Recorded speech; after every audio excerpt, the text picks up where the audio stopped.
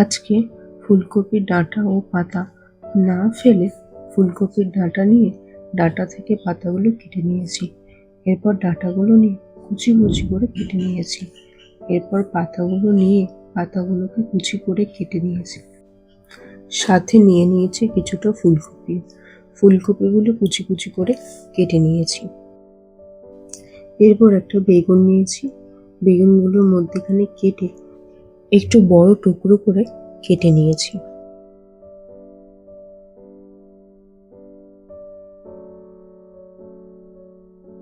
এরপর কয়েকটা শিম নিয়ে নিয়েছি। শিমগুলোকে কেটে নিয়েছি। এরপর আলু নিয়ে আলুগুলোকে ছোট ছোট টুকরো করে কেটে নিয়েছি।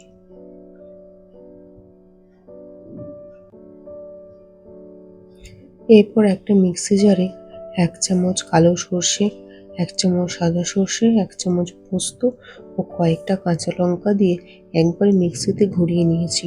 এরপর কিছু পরিমাণ জল দিয়ে ভালো করে একটা পেস্ট বানিয়ে নিয়েছি। অন্যদিকে একটা কড়াই গরম করে তাতে কপি ডাঁটা ও কপি পাতাগুলো সিদ্ধ হওয়ার জন্য দিয়ে দিয়েছি। এরপর কড়াই গরম করে অল্প সর্ষের তেল দিয়ে কয়েক টুকরো বড়ি দিয়ে ভালো করে লাল লাল করে ভেজে তুলে নিয়েছি। এরপর আরও কিছুটা তেল দিয়ে বেগুনগুলো দিয়ে দিয়েছি। বেগুনগুলো ভালো করে ভেজে তুলে নিয়েছি।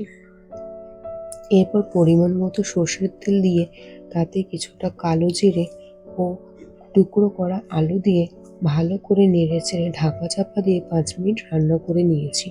এরপর ফুলকপিগুলো দিয়ে 5 মিনিট নাড়াচাড়া করে শিমগুলো দিয়ে দিয়েছি। 2 মিনিট নাড়াচাড়া করে 1 চামচ লবণ দিয়ে ঢাকা চাপা দিয়ে 10 মিনিট সিদ্ধ করে নেব। এরপর সিদ্ধ করে রাখা ফুলকপির ডাঁটা ও পাতাগুলো দিয়ে নাড়াচাড়া করে ঢাকা দিয়ে 5 মিনিট রান্না করে নেব। এরপর সর্ষের যে পেস্টটা তৈরি করেছিলাম সেটা দিয়ে দেবো। হলুদ গুঁড়ো, লঙ্কা গুঁড়ো দিয়ে নাড়াচাড়া করে নিয়েছি। এরপর ভাজা বেগুন দিয়ে দিয়েছি। এরপর 1 কাপ জল দিয়ে ভালো করে ঢাকা চাপা দিয়ে রান্না করে নেব।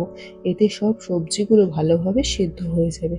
এরপর কিছুটা পরিমাণ চিনি ও ভেজে রাখা বড়িগুলোকে ভেঙে দিয়ে দিয়েছি। সাথে 1 চামচ সর্ষের তেলও দিয়ে দিয়েছি। এরপর হালকা নেড়েচেড়ে নিলেই তৈরি হয়ে যাবে ফুলকপির ডাঁটা চচ্চড়ি। এই পদ্ধতিতে তোমরাও বাড়িতে বানিও আর জানিও কেমন লাগলো। যদি ভালো লাগে তাহলে একটা লাইক করে দিও। সবাই ভালো থেকো। দেখা হবে পরের আরেকটা রেসিপি।